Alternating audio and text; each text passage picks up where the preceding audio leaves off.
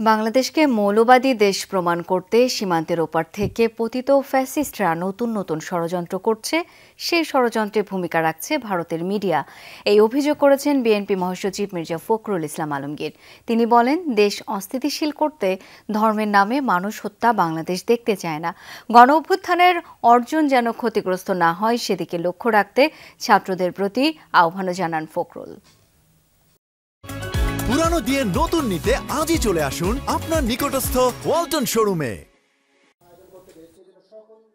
এসব প্রাণের টানে আত্মার বন্ধনে, এমন প্রতিপাদ্যে বিকেলে রাজধানীর কৃষিবিদ ইনস্টিটিউশনে ঢাকাস্থ ঠাকুরগাঁও ছাত্র কনভেনশনে অংশ নেন জাতীয়তাবাদী দলের মহাসচিব সহ জেলাটির বিভিন্ন শ্রেণী পেশার মানুষ। জেলার কৃতি সন্তান বিএনপি মহাসচিবকে পেয়ে দাবি দাওয়া তুলে ধরেন অনেকেই। যার অনুমতি নিয়ে আমি সকলের সাথে কথা বলার জন্য সাহস পেয়েছি। এ সময় বিএনপি মহাসচিব বলেন, অনেক রক্তের বিনিময়ে অর্জিত যে স্বাধীনতা এসেছে তা যেন নিজেদের মধ্যে বিশৃঙ্খলায় ধ্বংস না হয়, সেদিকে ছাত্রদের সজাগ থাকতে হবে। ধর্মের নামে একজন আইনজীবী নিহত হয়ে পড়ে থাকে, রক্তাক্ত। এই তো বাংলাদেশ আমরা দেখতে চাইনি। আমরা তো একটা নতুন জায়গায় এসেছি, নতুন স্বপ্ন দেখছি, নতুন দিগন্ত দেখছি। সেখানে এই ধরনের ঘটনা তো আমরা দেখতে চাই না। তার দাবি, বিশ্ব দরবারে বাংলাদেশকে মৌলবাদী প্রমাণ করতে ভূমিকা রাখছে ভারতীয় মিডিয়া, আর তাতে সীমান্তের ওপারে থেকে নতুন নতুন ষড়যন্ত্র করছে পতিত ফ্যাসিস্টের লোকজন। সীমান্তের ওই পারে ফ্যাসিস্ট বসে আছে, তাই না?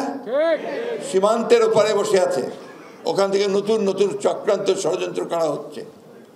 প্রতি মুহূর্তে তারা একটা ঘটনা ঘটিয়ে সেটাকে ফেনাপ করে পৃথিবীতে বিশ্বে দেখাতে চায় যে বাংলাদেশ নাকি মৌলবাদীদের দেশ হয়ে গেছে, বাংলাদেশে নাকি এখানে সমস্ত সংখ্যালঘু ভাইদেরকে নির্যাতন করা হচ্ছে।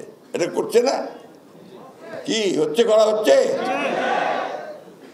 ভারতের পত্রপত্রিকাগুলো থেকে আমাদের সোশ্যাল মিডিয়াতে এমনভাবে রাখা হচ্ছে যেন বাংলাদেশে এখন এই ধরনের সমস্ত নিকৃষ্ট ঘটনা করছে।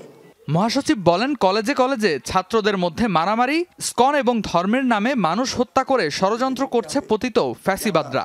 সারওয়ার্দী কলেজ, মোল্লা কলেজের ছাত্ররা মারামারি করে রক্তাক্ত হয়ে যাচ্ছে। রেদওয়ান আহমেদ, যমুনা নিউজ, ঢাকা।